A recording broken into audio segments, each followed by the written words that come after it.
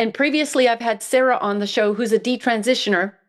And at 14 years old, she went down that avenue through school, being introduced to a trans activist who said, if you're, uncomfortable with your body, in your body, then you most likely have gender dysphoria.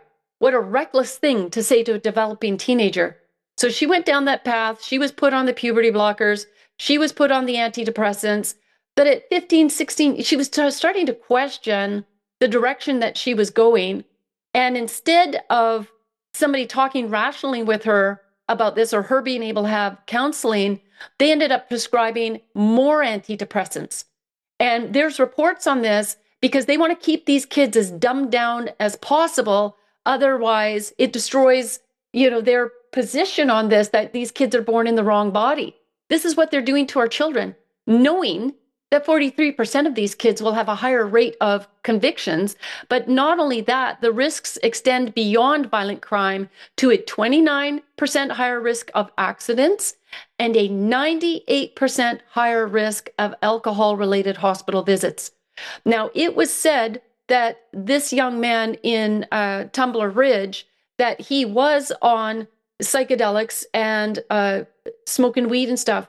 Now, think about that. If you go to a pharmacy and this doctor has prescribed antidepressants, it says do not take with alcohol. There's a 98% higher risk of alcohol-related hospital visits. So you're giving these drugs en masse to our children who are going through, their teenage years. And what happens through the teenage years? So many of them end up going out partying when they get 17, 16, 17 years old. And meanwhile, they're on these drugs. And why do you think there's a 43% higher risk? Could it be that they're able to mix these drugs with nobody overseeing them because they don't care? The doctors, David Eby, he doesn't care about this. And I'm going to continue to prove that that is the position I'm going to hold on.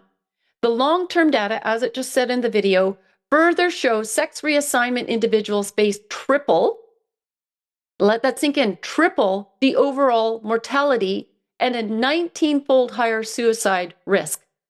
So doctors like Dr. Wong here in the Lower Mainland in Vancouver, back in 2017 or 18, he was caught in a recording.